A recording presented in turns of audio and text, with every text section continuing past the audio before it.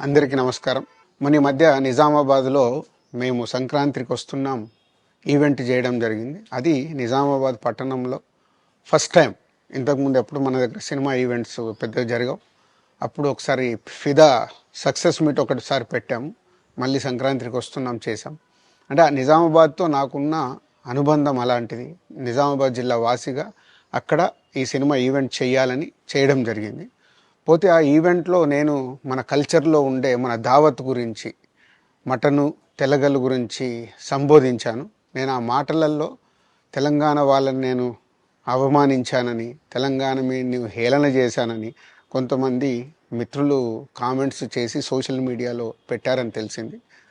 నా ఉద్దేశం అదే స్పీచ్లో లాస్ట్లో చెప్పడం జరిగింది. తెలంగాణ మన కల్చరు, మన దావత్తు నేను మిస్ అవుతున్నాను. సంక్రాంతికి 2 సినిమాలు రిలీజ్ అయ్యాక మన తెలంగాణ కల్చర్ దావత్ని నాకు చేసుకోవాలని ఉందని. సో మన కల్చర్ని అభిమానిస్తాను నేను. అదే అర్థం చేసుకోకుండా దాన్ని కొందరు సోషల్ మీడియాలో రాద్ధాంతం చేస్తున్నారని తెలిసింది. నిజంగా మీరందరూ ఆ మాట వల్ల ఏదైనా హర్ట్ అయి ఉంటే నన్ను క్షమించండి. ఎందుకంటే నా ఉద్దేశం అది కాదు. ఎందుకు చెప్తున్నానంటే, నేను నిజామాబాద్ జిల్లా బాన్సువాడలో ఫిదా అనే సినిమా షూటింగ్ చేసి ప్రపంచవ్యాప్తంగా ఆ ఫిదా సినిమా ఎంత అప్లాజ్ వచ్చింది, భానుమతి క్యారెక్టర్కి, మన తెలంగాణలో ఉండే కల్చర్కి, ఆ సినిమా ఎంత ఒక ఫ్యామిలీ ఎమోషన్స్కి ఎంత విలువ ఇస్తామనేది చెప్పడం జరిగింది ఆ సినిమాలో.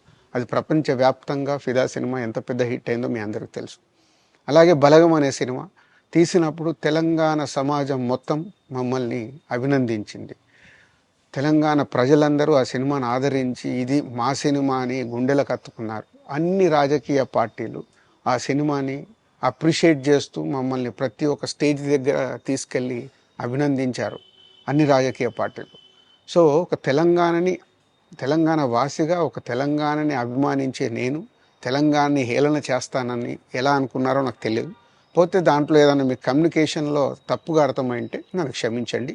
మీ మనోభావాలు ఆ కొందరు ఎవరైతే దెబ్బతిన్నాయని అనుకుంటున్నారో వాళ్ళందరికీ నా విజ్ఞప్తి, మీ మనోభావాలు దెబ్బతింటే నన్ను క్షమించండి.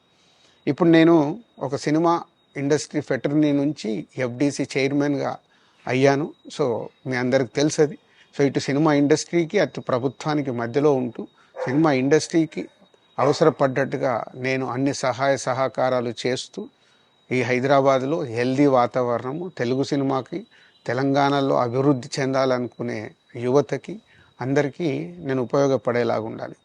అలాగే పవన్ కళ్యాణ్ గారు కూడా చెప్పారు, యూత్ చాలా ఉన్నారు, వాళ్ళందరికీ కూడా సినిమా ఇండస్ట్రీలో ఇష్టం ఉన్న వాళ్ళని అప్గ్రేడ్ చేసి చేయాలని, ఆ ప్రభుత్వంతో కూడా అక్కడ సినిమాలో కావాల్సిన అందరినీ డెవలప్ చేస్తూ వాళ్ళందరూ మళ్ళీ తెలుగు సినిమాకే, తెలంగాణలో నేర్చుకున్న, ఆంధ్రాలో నేర్చుకున్న వాళ్ళందరూ తెలుగు సినిమాకే ఉపయోగపడతారు. సో అందరికీ, తెలంగాణలో ఉండే అన్ని రాజకీయ పార్టీలకి నా విజ్ఞప్తి, నన్ను రాజకీయాల్లోకి లాగకండి. అలాగే ఎఫ్డీసీ అనేది కూడా సినిమాకి ఉపయోగపడే లాంటి అభివృద్ధి పనుల గురించి అవే చేస్తాను తప్పితే అది రాజకీయాలకు సంబంధించింది కాదు.